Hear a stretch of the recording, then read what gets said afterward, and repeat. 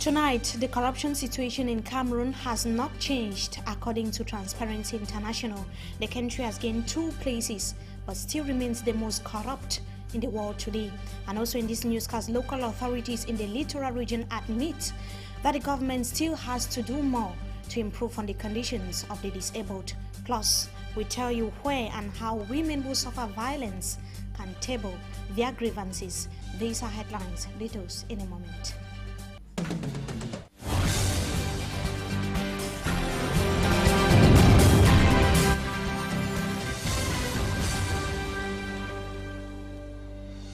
Ladies and gentlemen, you're watching the 6 p.m. newscast on Equinox Television. Let's begin right away in the littoral region, where some sand exploiters in Bekoko, that's a locality in the Dibambari subdivision, have opposed an administrative order demanding them to show proof of authorization. They are arguing that they have a valid document permitting them to exploit sand in the area. Salih Enanga tells us in the following report that there is tension in the area. Her report. The dispute at the Bekoko Sand Depot in the Dibambari subdivision is palpable. The divisional officer of the locality, Tiaku Alphonse, visited the depot to remind one of the sand explorers, Ngwa, to stay away from the depot. He is said to be an illegal exploiter on the Bekoko Sand Depot. He lacks the authorization needed to exploit sand from this depot, and he should stop his illegal activities. But the accused did not recognize the claim. He rather brandished an air of being violated by the DO, whom he accused of abuse of power. I have all the documents to back up my stay in this place, and I will continue with the exploitation. Coupled with problems of land titles, conflicts among elites, destruction of public structures, inhabitants attested that it's not the first time disputes are emerging at the Bekoko Sand Depot. We have had so many conflicts, especially in the exploitation of sand at the Bekoko Sand Depot. We wish the authorities grant a permanent solution to these worries. The population called on government intervention to bring lasting solution to these problems. That is sand exploiters and local authorities in Bekoko, a locality in the Mungo division of Cameroon. They're divided. That is here in the littoral region. Now movements of vehicles is being slowed down at the Bekoko roundabout due to the deteriorating condition of the roads, the point where most vehicles leaving from Douala to the southwest region of the country get stuck has suffered from neglect, and it is causing traffic congestion and a drop on economic activities in that part of the littoral region. Now let's get the reaction of one of the traders. He reiterates on the need for the problem of bad roads to be resolved. In Bekoko, we are facing maybe the road is too small here. You can see all time there's traffic here. So there's always motor problem here. When you see the motor passing, the road is too small for such a way we don't really know. So like business is trying here. We are trying with business. Like as you can see, I'm doing bread business. I'm trying with my business. That's all what I can say. We are facing, the main problem here is the road problem that we are facing. Disabled persons here in the economic capital Douala have questioned why the April 13th 2010 law protecting and promoting their rights has so far not yet been applied. Local authorities who have admitted government's effort are saying that much still needs to be done. Veronica Aji tells us more in the following report. 20 to 25% of handicapped persons in Cameroon are affected by the exclusion in society. Sentiment de frustration, vraiment de honte. Parfois on se dit on a honte d'être ce que nous sommes. Handicapped persons say constant rejection is the brain behind their inactive ways in development. La personne handicapée continue à être regardée sur le regard clinique. Handicapped persons still suffer discrimination because very often people think their case concerns only the Ministry of Social Affairs and the Ministry of Health. Le ministère des Affaires sociales, le ministère de la Santé publique. Apart from stigmatization, other issues such as the non-respect of handicapped rights as stipulated by the United Nations Organization limited access into administrative buildings due to stairs, and the non-application of Law Number 002 of April 13, 2010 on the protection and promotion of the handicapped person were raised in a meeting held in commemoration of the International Day of the Handicapped Person. The executive president of the National Association of Young Handicapped of Cameroon equally mentioned handicaps are not considered during decision-making sessions. Il faut qu'en concevant les programmes, handicapped persons in Cameroon fear they may not be consulted to meet up with the 2035 emergence, l'évaluation et même le suivi. And their situation may even become worse. But the delegate of Social Affairs, Marie Dineboué, les efforts sont faits, je crois que ça va continuer. Said the ministry is working progressively in assisting the handicaps and called on other ministries to partake in the betterment of the lives of handicapped persons and other vulnerable persons in the country. And in the Southwest Regional Headquarters of Buea, the Regional Delegation of Social Affairs organized a street campaign on how the public, especially transporters, can understand sign language of the visually impaired persons that are today facing a lot of difficulties, especially on the street. Derek Jato tells us more from Buea.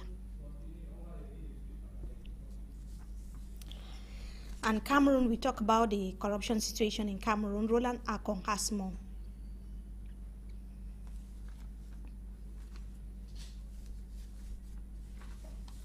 Corruption Perception Index of Transparency International, Cameroon is still one of the most corrupt countries in the world. President Biya's country is number 136 out of 174 countries in the world, classified by the global anti-corruption watchdog Transparency International. Cameroon has made small improvements, but it's not enough to be real in the top of our classification. Explaining to reporters why Cameroon is a fertile ground for corruption in the world, TI experts say little or no efforts are being done by the regime in place to roll back corruption in the country. They mentioned, among others, Article 66 of the Constitution on the declaration of assets, which is not implemented, the law against corruption, which is blocked at the level of the National Assembly, the lack of coordination among the over a dozen institutions created in the country to check corruption, and the anti-corruption arrest viewed by many as a means by the regime in place to eliminate its political opponents. Corruptible countries are perceived on the international scene as dangerous places to do business, thereby chasing away investors, except those investors who themselves are corrupt. Corruptible countries also relegate merit to the back, frustrating meritorious citizens who give up or have to pay for services which they deserve for free. Nigeria, Kenya, Zimbabwe, Chad, Burundi are other African countries neighboring Cameroon as the most corrupt countries in the world. Côte d'Ivoire and Gabon have improved their perceptions index. No doubt their economic growth is improving. Denmark is the least corrupt country in the world, followed by New Zealand, Finland, Sweden, Norway, and Switzerland. Cameroon, that has so far gained 2 places in the Corruption Perception Index, but remains the most corrupt in the world today. Transparency International has placed the country of Mr. Biya at 136th place out of the 174 most corrupt countries in the world. They're reported by Roland Akong. Now, in the Southwest Regional Headquarters of Buea, we talk about the 3rd of December, that is the day set aside for the disabled persons, where a street campaign was organized in that part of the country on how the public, especially transporters, can better understand sign language of the visually impaired. Derijato has more. The driver are invited to this important demonstration.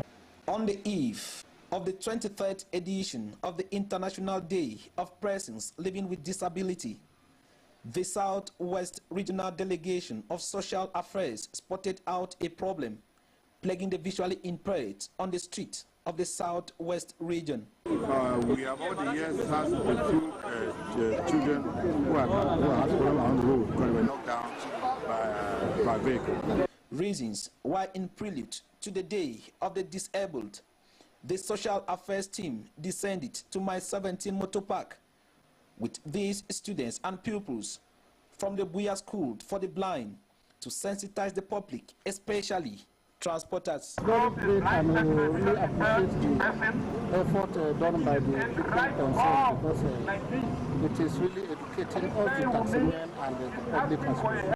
A good initiative, the population say, but concluded that the street campaign alone cannot remedy the situation. What they have done, they are giving a lesson to them, and also I'm adding that blind arts can be given out to taximen. They can pay them their taxis and maybe pay them in some positions, like in My 17 here, in some boats. They should be taught that in their driving school. That's a message I'm passing across. Though not all were present, but those who got the lectures now know that whenever a blind person shows this sign, it indicates that he or she wish to cross the road. And this other sign, it means that he needs a taxi. And whenever you see this other sign, it is an indication that the blind person needs help.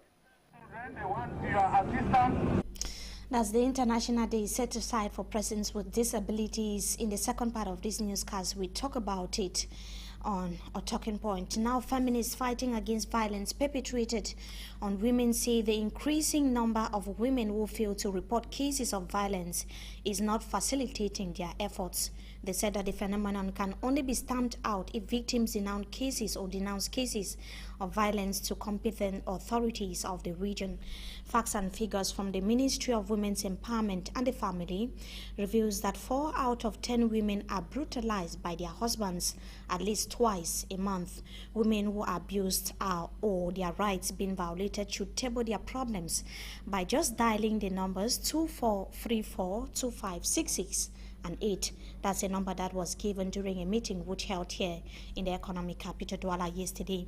Now, a center to receive complaints from women who suffer violence has been inaugurated. That is here in the economic capital Douala. And a lawyer and member of the Cameroon Bar Council says that the new bill on terrorism tabled in Parliament that was few days ago by the government is not necessary because legislations on war criminals already exist in the country. He was speaking to Hansen Chanji, who tells us more in the following report. The bill on capital punishment tabled by the government at the National Assembly for adoption has sparked off reactions nationwide. The bill focuses on acts of terrorism and accompanied punishment. According to the text, a terrorist is considered as someone who performs acts of violence intended to provoke fear on an individual, group of individuals, the state, or its natural resources and environment. To have a better understanding and a legal perspective of the text, we met a barrister at law, Celestine Kengum, member of the Cameroon Bar. The legal mind says the bill is not necessary in President Paul Biya's country because Cameroon already has judicial processes on such incidents or cases.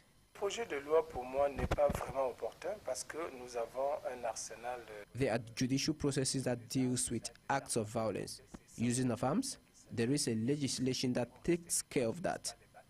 Terrorists use arms, not sticks, to carry out their activities. We already have such laws. The text under study by MPs, if adopted, will see its sledgehammer on those using or providing war-related arms, taking people hostage, either on personal or complicity, persons who are also involved in destruction of natural resources, intimidation of the population, disturbance of public services, or acts that could tamper the country's cultural patrimony will be punished. The bill does not leave out those who finance or sympathize with such groups, directly or indirectly galvanize funds for such events. The accomplice is even more dangerous than the doer because he cannot succeed without funds. A part of death sentences, which is the highest price to pay, fines of at least 20 million francs CFA, with prison terms of at least 10 years, are also given. Barrister Celestin Kingum says the fine might be used to pay more arms and improve on strategies to fight against terrorism by the Cameroonian government. But he concludes by telling us that this bill is not necessary in Mr. Biya's country. Now, an update on what's happening at the National Assembly. Ministers continue to appear before the disciplinary as well as the budget committee of the National Assembly to defend the respective draft budget of their ministries for the year 2015. And for today, it was the turn of the Minister of Communication, Issa Shiroma Bakari, and that of Arts and Culture, Amatutu Mona. Now, the government primary school in Ajab, that's a village in the Mongo in the south region of Cameroon, which has suffered infrastructural problems, now has a new classroom as well as an office. The structure was built after Equinox Television showed shocking images portraying the deplorable learning as well as teaching conditions of the students as well as the teachers. Regan Faber tells us that the school is still in dire need of amenities. Her report. Lola a une jolie robe. The children can now take lessons in a well-constructed classroom with a blackboard. Lola a une jolie robe. Lola. An offer made by a company exploiting rubber in the Ajab village. The key to the development of any particular race is education. We believe that what little that we have done for these people will go a long way in integrating the Bayeli into the mainstream of the community in Ajab. For several years now, the children had been taking lessons in the open air under a big tree in a bushy area of the village. Jock Emmanuel is the headmaster of the primary school in Ajab. The rubber company also offered him a new office. The office is situated some 2 kilometers from the school, but the distance is not the only problem. The school still lacks in classrooms, benches, teachers, and amenities like toilets and water. Demands made in the presence of the divisional officer of the Nyete locality. And that brings us to the end of this first segment of the news. Up next is Talking Point.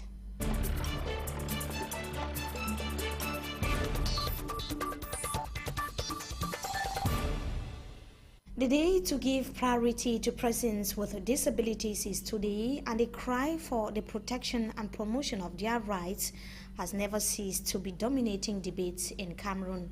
That has been all over the years.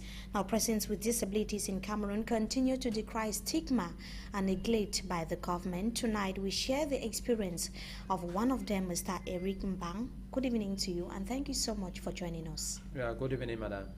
We should be thanking you once more for coming. So, as a disabled person in Cameroon, what are some of the challenges that you face as an individual? Well, madam, I will not tell you a lie. It has not been easy. Disabled persons are already undergoing a lot of problems and difficulties in the social domain, professional domain. When I say professional, we mean employment, marital domains.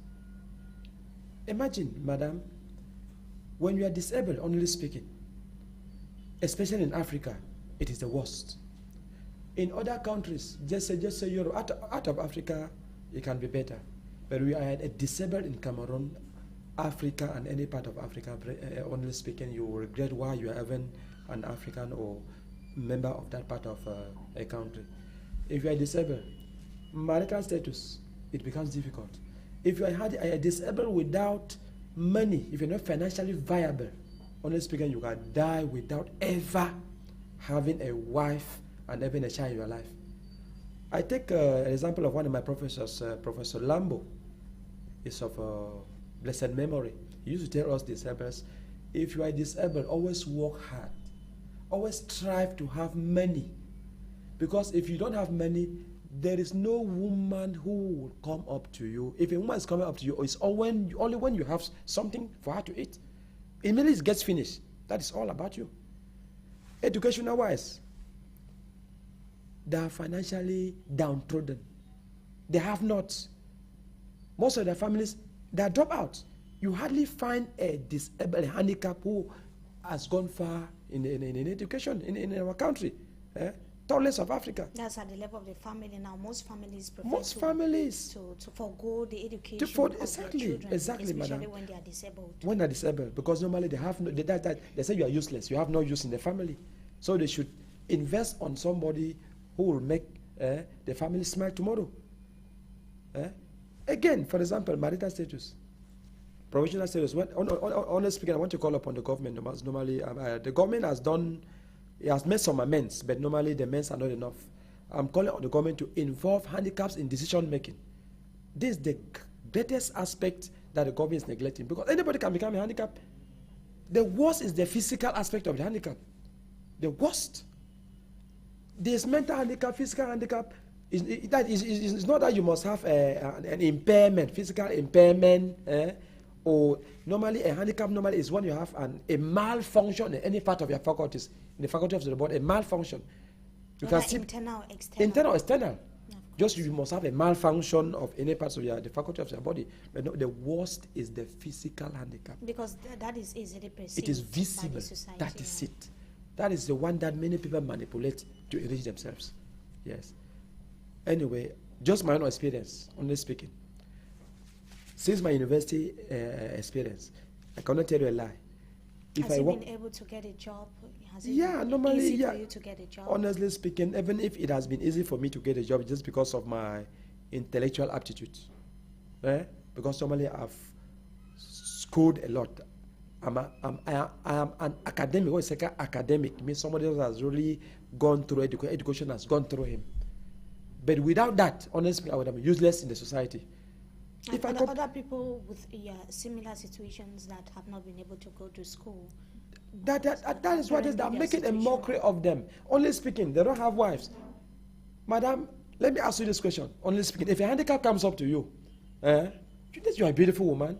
If somebody comes up to you to ask for a hand in marriage, madam, first of all, you, especially somebody physical, you will see the person coming up to you. You will know exactly. Somebody will not tell you his nature of handicap. You will know that this person has this physical handicap, this disability.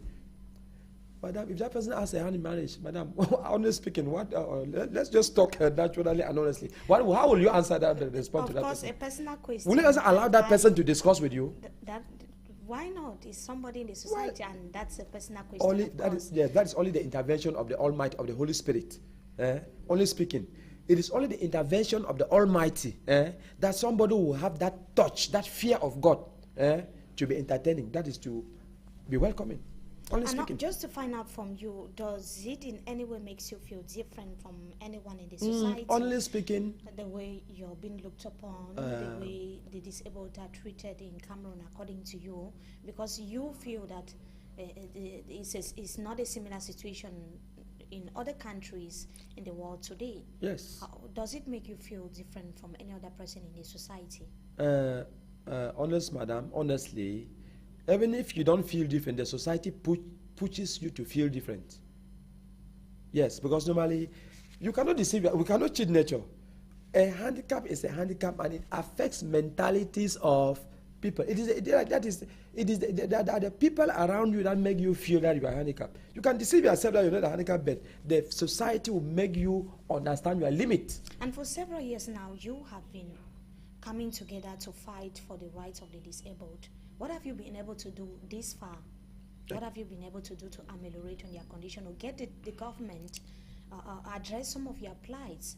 Because we look at the law of 2010 that is not yet applicable to promote and protect your rights. What are you doing concretely to address the problem? Honestly speaking, madam, I appreciate the government's effort to make some amends to try to ameliorate the situation of handicaps, because normally in the National Assembly they are trying to consider some, they're trying to come together and bring up some decisions that will normally defend the handicap case. It is not enough. Let's always be Oliver Twist, always asking for more. Because normally we want a place in decision making, employment. most handicaps are not employed. Because you are saying that the government is trying. It is trying. But the rate of employment of disabled persons that is the problem. Very difficult. Problematic.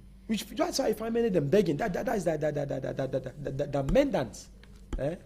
What you find mandians, you find them in the streets. They are begging all over, doing what. It's because they are neglected. In other countries, handicaps are offered. That is, there's an account for them. Unfortunately, time is against us. We thank you so much, Mr. Eric Mbangmai. We wish to have you some other time again. Well, it's my pleasure, madam. You are welcome. I'm really happy to be part of the... The pleasure is ours as well. To our viewers, it was wonderful having you with us in this edition of the news. Wishing you a blessed stay in the company of our programs. Good evening to you once again.